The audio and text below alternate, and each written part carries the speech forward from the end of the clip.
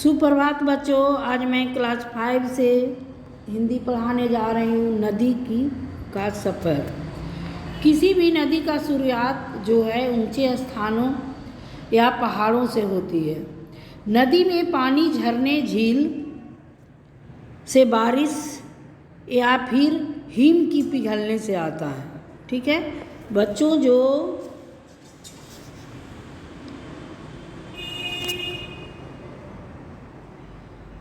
जहाँ नदी की शुरुआत होती है उस जगह को नदी का उद्गम कहते हैं। जहाँ से नदी की शुरुआत होती है उसको हम क्या कहते हैं? उद्गम। नदी धाराएं आकार नदी में मिलती है।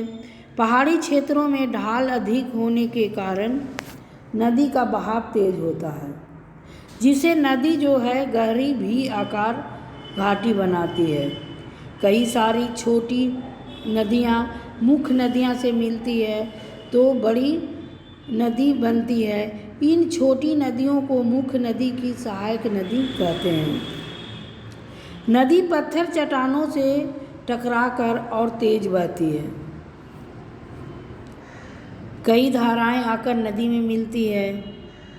मछुआरे सैलानी नदी के किनारे मछलियाँ पकड़ते हैं। नदी का ऊंचाई से गिरती है तो जलप्रपात बनता है। पानी या ढाल के साथ नीचे की ओर बहता है। नदी का शुरुआत एक पतली धारा के रूप में होती है। आगे चलकर यही धारा गहरी और चौड़ी हो जाती है और एक नदी का रूप ले लेती है। यहाँ एक नदी का सफ़र दिखाया गया है। तुम्हारे आसपास भी कोई नदी होगी तो उसके बारे में तुम क्या कर सकते हो? वह स्थान जहाँ नदी समुद्र से मिलती है उस नदी को मुहाना कहते हैं। ठीक है बच्चों, नदी अपने साथ खूब सारी रेत मिट्टी लेकर आती है। नदी समुद्र में मिलने से पहले अपनी रेत और मिट्टी समुद्री किनारे छोड़ देती है। जब कम ढाल होने के कारण बहाव भी कम हो जाती है। नदी घुमावदार रास्ते बनाती हैं, जिसे नदी को विसर्प कहते हैं। नदी यहाँ गहरी और चौड़ी है। थैंक यू बच्चों। अब इसका जो है थोड़ा संक्षेप में समझा देते हैं। ये नदी का सफ़र के बारे में बताया गया है।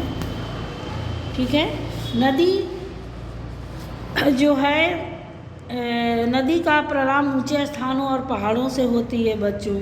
इसमें पानी बर्फ़ को पिघलने और बारिश आदि से आता है। नदी की शुरुआत के स्थान पर उद्गम कहते हैं। फिर इसमें कई धाराएं आकर मिलती है। पहाड़ी क्षेत्र में नदी का बहाव तेज होता है, जिसे नदी भी आकार की गहरी घाटी बनती है। कई सारी छोटी नदियाँ मुख्य नदियाँ से मिलती हैं। इन छोटी नदियों को सहायक नदियाँ कहते हैं। मछुआरे आदि नदी किनारे मछलियाँ पकड़ते हैं। यदि हम ऊंचाई से गिरती है तो जलप्रपात बनता है। जहाँ यह समुद्र में मिलती है उस नदी को मुहाना कहते हैं।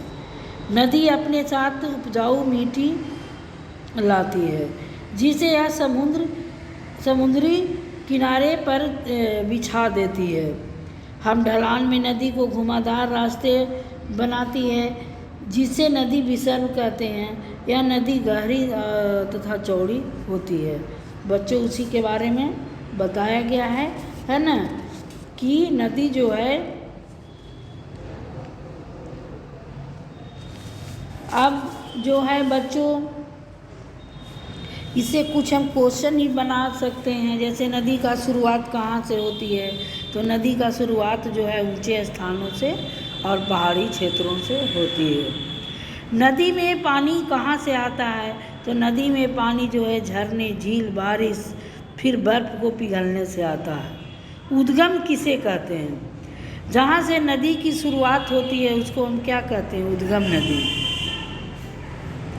नदी गहरी घाटी कब बनती है? पहाड़ी क्षेत्रों में ढाल अधिक होने के कारण नदी का बहाव तेज होता है, जिससे नदी गहरी घाटी भी आकार की घाटी बनाती है। सहायक नदियाँ किसे कहते हैं? कई सारी छोटी नदियाँ मुख्य नदियाँ से मिलती है, जिसे सहायक नदियाँ बनती है। नदी का जल प्रपात कब बनती है? जब नदी ऊंचाई से गिरती है तो जल प्रपात बनती है। नदी का बसैल किसे कहते हैं? तो इसका आंसर हो जाएगा कि जब हम ढाल होने के कारण बहाव बहुत ही कम जाता है, तब हम नदी का घुमावदार रास्ते हैं, उस नदी को विसर्ग नदी कहते हैं। बच्चों इसको पढ़ने के बाद में शेयर लाइक करना न भूलें और कमेंट करना भी न भूलें। Thank you.